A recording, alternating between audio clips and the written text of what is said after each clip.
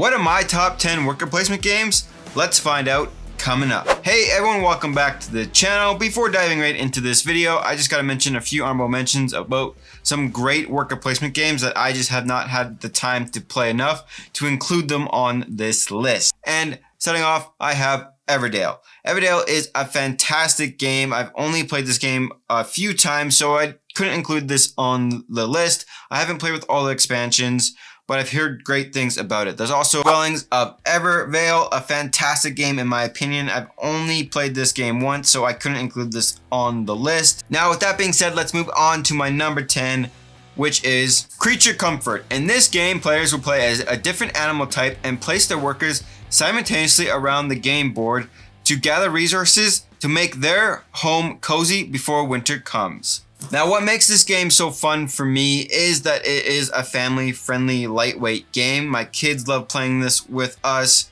and you can't really block any of the spots. No matter where you place your worker, you get to do that action. However, what's unique with this game is you are rolling dice to determine if you're going to get a resource or not. Now, if you place your worker in a spot where you can't use those dice, then you get a lesson learned token.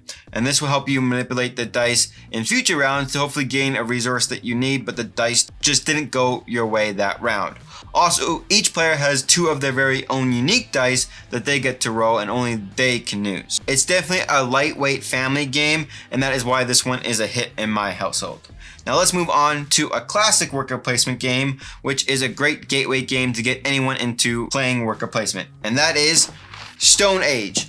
In this game, you're also rolling dice to gain resources, but what's different with this one is you need to determine how many workers you're going to commit to determine how many dice you get to roll. The more dice, the more chances you get better resources like gold.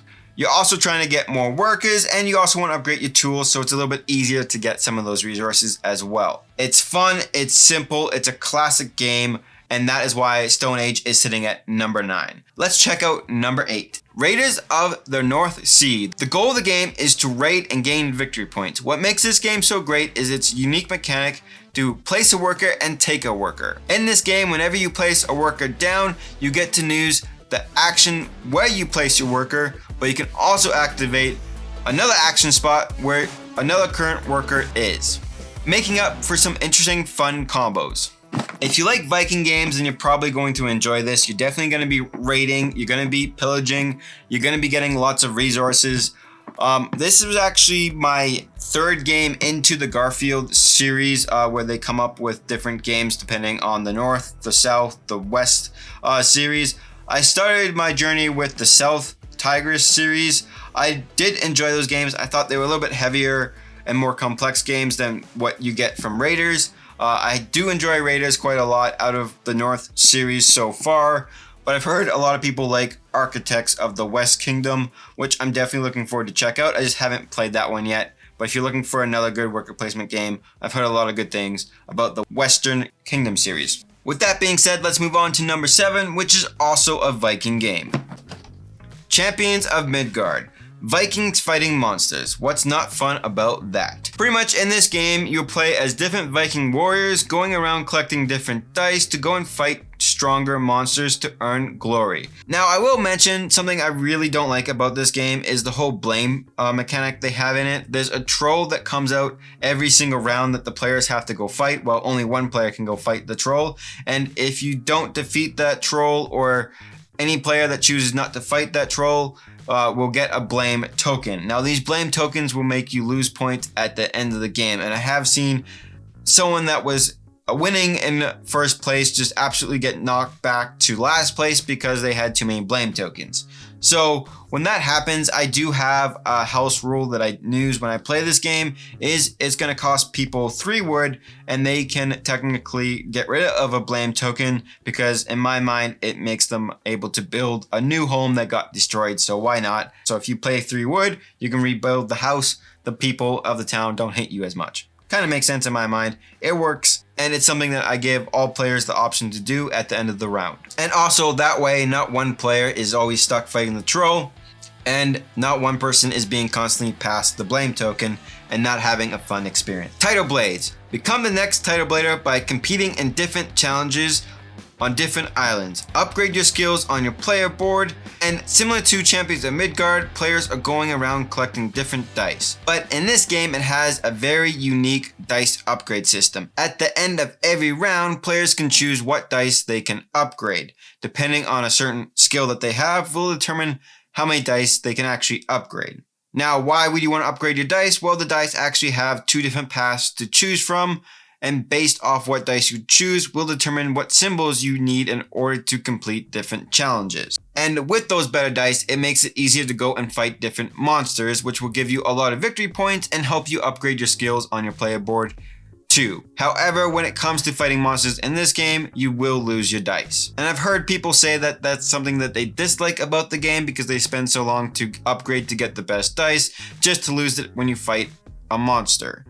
Now, personally, for me, I feel like it is a fair exchange because you do get to upgrade your skills on your player board, which will give you victory points, plus every hit you do to a monster counts as a victory point as well. So it's kind of like a win-win-lose situation. You lose your dice, but you also get a ton of victory points in exchange. Plus, I absolutely love the artwork. There's a lot going on in this game. Tons of things you can focus on. You can unlock character ability cards. You can focus on completing so many challenges. You can focus on monster fighting. The world is really interesting, and I absolutely have a blast every time I play this game. It can play a little bit long if you plan on playing this game with more than 3 players. My personal recommendation is 3 to 4 players at 4 rounds. You can play 5 rounds, but the game will drag on, so keep that in mind. Age of Rome. After Caesar has been murdered, Rome stands without a leader. Players will take on a role of one of 6 new potential leaders and compete to become the new emperor. This is another game that I backed through Kickstarter. I have a ton of fun playing this. This game is really interesting because it has a rotating game board. Each player in the game will have their own section that they are trying to build up, but after every round, that board section will rotate and then a new player is in charge of that region, which makes for some really interesting strategic thinking, because do you want to build up a certain building type super fast and then give it to your opponent and they get the benefits of it, or do you just focus on certain buildings and just keeping them at the level 1 stage? But if you do that, are you really advancing up on the victory track that much? Now, not only does Age of Rome have worker placement, there's a few other mechanics that are mixed in with this. There's set collection when it comes to trade cards. You're trying to make a set to possibly earn more victory points. There's area control because you're going to be sending out your military, your legion troops on these different areas on the game board, and if you have the most there, that could give you a lot of victory points as well. There's also religion where you're trying to build up a temple to get also possibly more victory points there.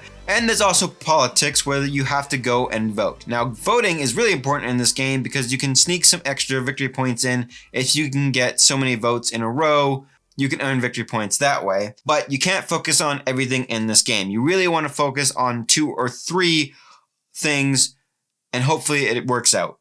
Also, the characters are very asymmetrical. There's have different player powers that you can use in the game. This will determine kind of your strategy going forward in the game, where you want to lean to be more either military, focus on more area control, focus more on those trade cards. Honestly, it's a fun time. If you can get your hands on this, it's a fantastic, beautiful looking game. I do recommend it at 3 or 4 players though. Anything less than that, I feel like it won't be that fun to play. But for 3 to 4 players, you're in for a blast. Number 4, Feast of Odin. Unlike other worker placement games where you are fighting over different action spots, this one has a ton to choose from.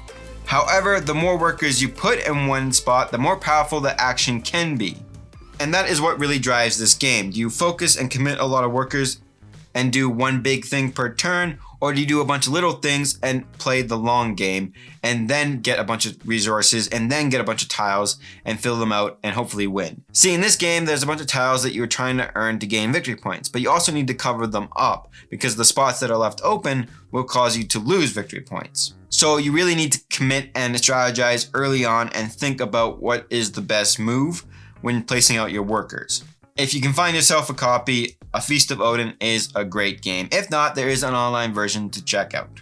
Now, for my next 2 games, they play very similar because they're both deck building and worker placement games. Starting off at number 3, I am talking about Lost Ruins of Arnak. A 5-round game where each decision you make will need to be maximized in its value. Focus on moving up the tech tree to gain a bunch of victory points, discover different locations, and defeat guardians to use their one-time bonus ability. Every card in your hand must be used wisely to ensure your victory. And that is what makes this game so much fun, because you don't have that many cards to start with. You have to really decide what cards you want to add to your deck because you don't have a lot of time. And at the beginning of the game, moving up that tech tree can seem like a lot, but could be worth it if you definitely focus on it. Really great theme, fantastic components. Highly recommend this one if you haven't given it a shot yet. I don't know why not. It's a fantastic game. The components in this game too are outstanding. The artifact tokens look great. They feel great. Great production when it comes to this game. Now moving on to number 2 is a game that plays similar to this, and you can probably guess it by now. I'm talking about Dune Imperium. Instead of playing 5 rounds, you are racing to earn 10 victory points to trigger the end of the game. Now, when it comes to deck building, there are tons of different cards that you can add to your deck in this game, and that's what kind of makes it unique and different every time you play. There's tons of different cards to add to your deck, and no game is going to really be the same. You can kind of go for the same strategies, but those cards that you play out to determine what locations you should go to versus what cards keep in your hand is what makes the game so much fun. It is a very strategic thinking game. You're constantly always thinking what cards you should play, what cards are available to add to your deck. Should you focus on combat? Should you focus on moving up through the ranks? It's just honestly a fantastic game. There's also Dune Uprising, which is now out. If you're looking for more of a heavier style worker placement game and you're a big Dune fan, then that is the game I recommend for you. But for me personally, Dune Imperium with some expansions is all that I need. Now that brings me to my number 1 pick, which is a Stonemaier game that's absolutely fantastic, and that is Viticulture. This game is played over different seasons, and depending on the season will determine where you can place your workers. And the goal of the game is to make wine. To make wine, you need grapes. However, when placing your grapes into buildings, you need to keep in mind the strength of the grapes. You must upgrade your buildings and age your wine. Fulfill your contracts as best as you can and earn the most amount of victory points in order to win. It's a great game for 6 players and you learn all about how to make wine.